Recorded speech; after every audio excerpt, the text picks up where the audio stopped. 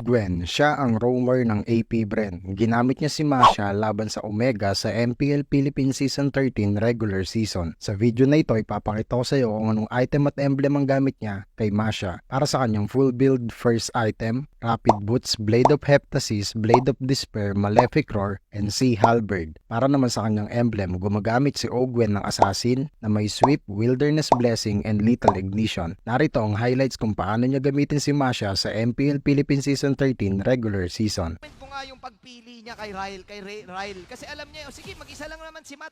Kaya nyo na yan, pwede ko naman ikaw to. Iniipit na nila dito, Thunderclap! At Grabe! mapapatay na dito ni Og. Pare may passive eh. Okay, ngayon si Kyle TC naghahanap na magiging target sa Kyle? likod. Nasang pa with the Thunderclap, andun din yung wild charge. Habang si Ray mamamatay din, Blazing Duel mula kay Gigi Oh my Jome. God. At si Ogwen, red ray nagamit pero ang bilis. Karipas pa rin ang takbo.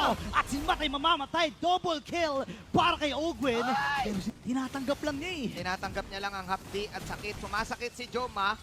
Ito na ang vintage. Oh my my goodness! What a Thunderclap para kay Ogwen ngayon! Narito na ang mga bees! Gusto nilang pupugin ang Oh, that's Smart it. Omega, ang Tapos. bagong barangay na nag- Pwedeng may segue push na gawin dito ang AP Bren Yup. habang hawak ng Smart Omega. Itong Lord na ito, 5v5 full collision nga ba?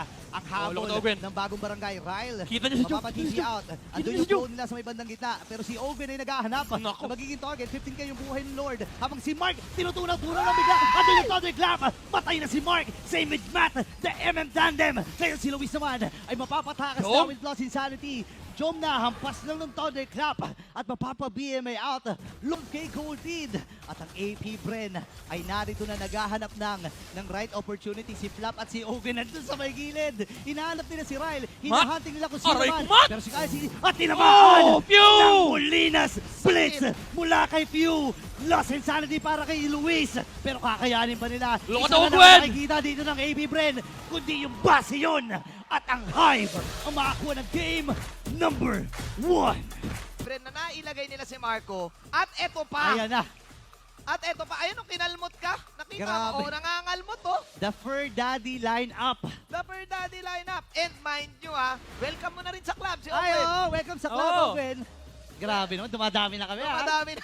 Oh, ito na, MVP. Sino na ang MVP ng larong to? Ang MVP Walang iba. natin. Ayan na, si Ogwen with the debut of the Mushroom for AP Bren. Walang boring dito sa MPL Philippines. Usapang meta updated kami dyan with the Rapid Boots Grabe Heptasis naman BOD build. Nilagyan pa ng Malefic Roar for added measure na maiahampas niya with the penetration na dinagdag pa niya sa Assassin emblem. Napakataas niyan kasi meron ka ng flat na adaptive damage, flat penetration, meron ka pa sa Heptasis